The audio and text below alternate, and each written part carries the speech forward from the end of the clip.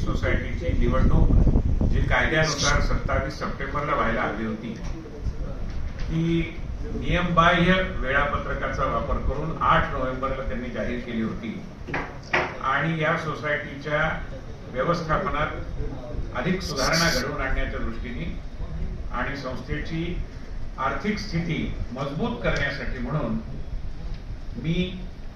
आणि माझ्यासारखे एशियाटिकचे हितैषी अशा काही जणांनी एकत्रित येऊन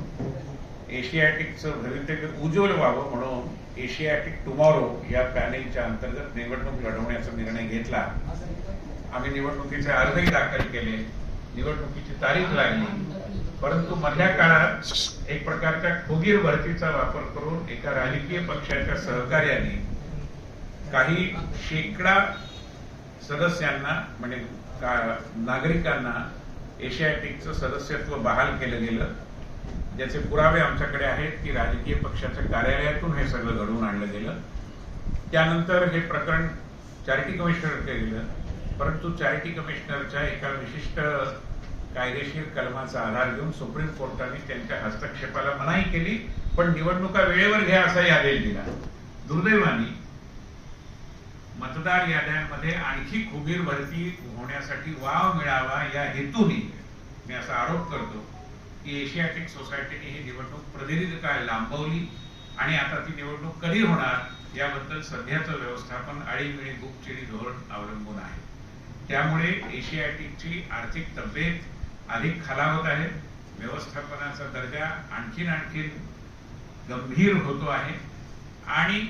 जो वाचक वर्ग एशियाटिकच्या उज्ज्वल भवितव्यासाठी उत्सुक आहे त्यांची देखील घोर निराशा झाली आहे। त्यामुळे आमची मागणी आहे की कोर्टाच्या आदेशाची अंमलबजावणी करून एशियाटिक सोसायटीने नवीन कार्यकारिणीसाठीची जी निवडणूक आहे ती तातडीने हाती घ्यावी। 3 ऑक्टोबर नंतर ज्यांची नावं मतदार यादीत अवैधरित्या घुसवण्यात आली किंवा ज्यांना सदस्यत्व बहाल केलं गेलं त्यांना मतदानापासून परावृत्त केलं जावं, त्यांना मतदानाचा अधिकार मिळू नये। कोणत्याही सोसायटीमध्ये जगामध्ये निवडणूक जाहीर झाल्यानंतर मतदार याद्यांची फेर तपासणी किंवा त्यामध्ये कोणत्याही प्रकारचे बदल म्हणजे मुख्यतः नवीन सदस्य करून घेण्याचे होत नाही आणि त्यामुळे या संकेताला